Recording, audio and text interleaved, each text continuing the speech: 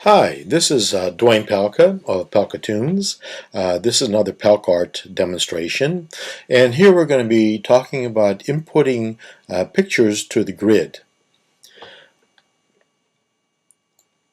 This is a nice way of dealing with, say, multiple pictures, and here's the result of of our effort, or what we'll be trying to do right now in this demonstration.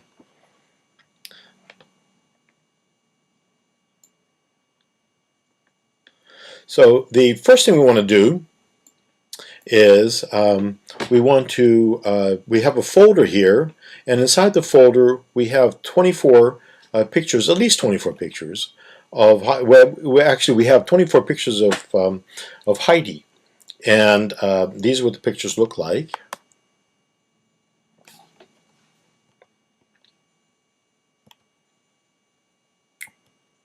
Notice that each one of the pictures is square. They don't have to be, and they can be of various sizes. What it's going to do is going to take these pictures. If they aren't square, it will make them square and put them one into each of the cells of the grid. And that, in a sense, will be another picture. And then we can do things with them. It'll put it in the grid in the order in which they're in the file. Now, if you happen to have shuffle turned on, then it will just put them into the file in a random basis, but it will not duplicate each one until all 24 are in, and then it will start with another random set. So the first thing we want to do is we want to show a grid, of course, and if we have 24 pictures here, then it's a good idea if we try putting him into this particular picture with 23 by 18, that's going to be a lot of little pictures. What I'm going to do is I'm going to do a grid of 6 by 4. Okay, and so that the grid will be just the right size to accommodate all the pictures. And I'm going to click on Input Pictures to Grid. Going to find the pictures. I'm going to Heidi 24, and I'm going to select just one of the pictures, and it'll grab them all. And it says, please wait, because it takes a little while for it to do all what I said it would do. Resize the pictures to match the grid, as well as shape them into square pictures. There it is. It says 24 pictures loaded. Okay, so this in a sense is a nice option, and I can certainly save this off as a picture that has 24 pictures in it. I can turn off the grid for that matter. Well, the grid won't show unless I tell it to, but so that's a pretty handsome picture in its own right, and I can save that off as a JPEG file and call it quits right there. Another option I can do is that I can make shapes out of all these.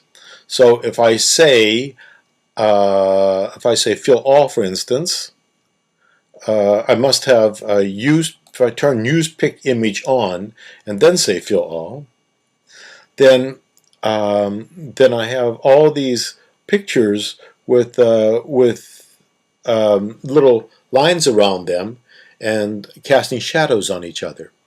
If I turn off the show strokes, then we can just see the pictures casting shadows on each other. So there's 3 options so far in terms of dealing with these pictures. Another way of dealing with it is that each one of these shapes that I've just made has both a color associated with it and a picture associated with it now. So I'm going to do a select all. I better turn on the show strokes so we can see that they're all selected. And I'm going to say use pick color, right? And then I'm going to say I'm sorry, use pick image, and then say use pick color. And as you can see, now they're all colorized to a certain color. And I can certainly paint these. So if I wanted to, I can choose a color down here, say a nice yellow, and I can come up here and just start painting. Oops, I had them all selected. Okay, undo. And I'm going to turn off select all. But I mean, I could have made them all yellow if I wanted to. Oops, did it again. Oh, I got spread color on. I see. Okay, turn that off. And do an undo. Well, select all. What I'm going to do here is, let's see, try this. Try this orange color here. Got them all selected. Turn off select all. And I have spread color turned off. Now I can do what I said I was going to do. Yellow, and just move through here and just paint them as I so wish.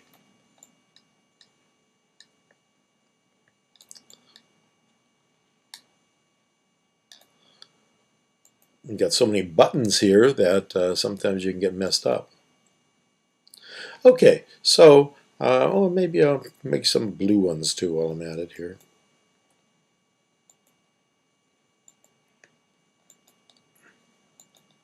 Another option is, now that they're all colorized, is to do shuffle.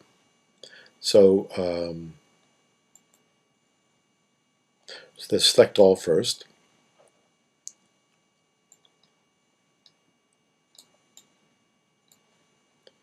Okay.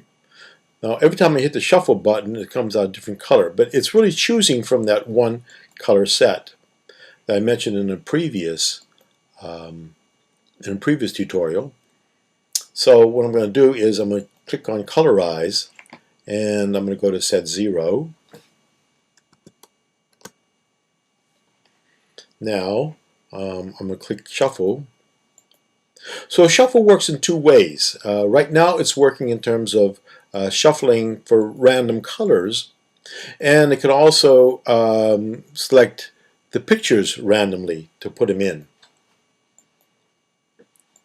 And create a pretty nice effect. So that's an interesting picture in its own right. So if I turn off, if I don't show the strokes, for instance, and even if I don't show the drop shadows, then I'm back to a group of colorized pictures with random colors.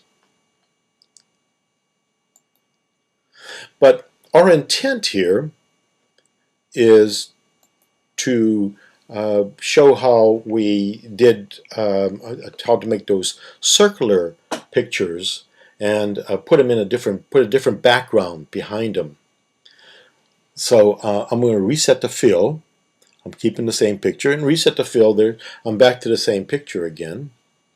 Now when I'm turning the grid on, showing the grid, I'm going to change the grid size on this, and I'm going to change it to 12 by 8. 12 by 8. Well, you notice that it made 12 by 9 automatically, so I'm going to change the ratio so that I'm not keeping the ratio here, and I'm going to type in an 8 instead of a 9, and that way I've got 4 of these for each one of those. And I'll show you why in a second here.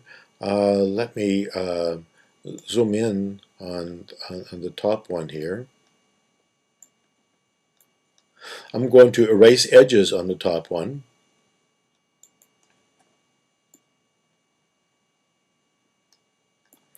I'm going to turn off, well, I can leave the picture on so you can sort of see, and I'm going to fill that.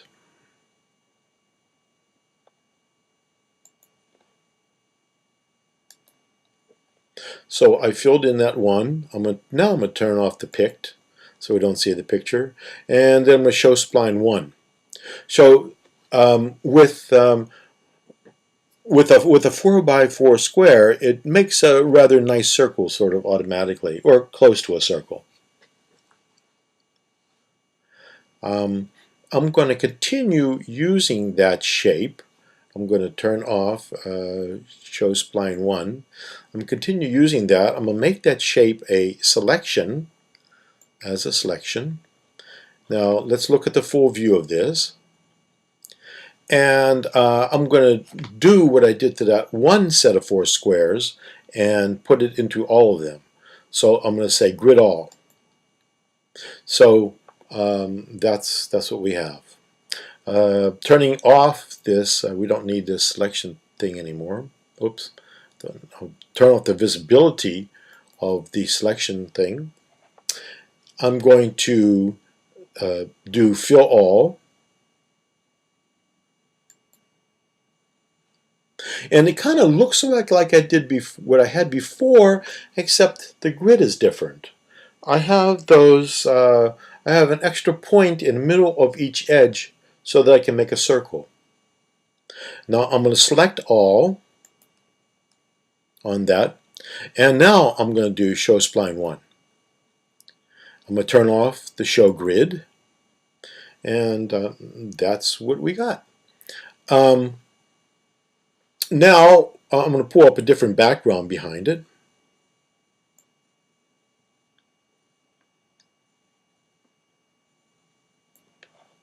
Let's see, I have to show picked. Then I have this boat with the background. If I turn off show stroke, show shapes, turn off show shapes, you can see. And for the picture that we had before, I believe that I had the strokes off. I can change the stroke color and width if I want and keep them in the picture, or I can even do this. Turn the strokes off and just have them with sort of like little drop shadows in the picture. Okay, so that's how to use a multiple set of pictures to make a single fairly complex collage. Okay, thank you very much. Bye-bye.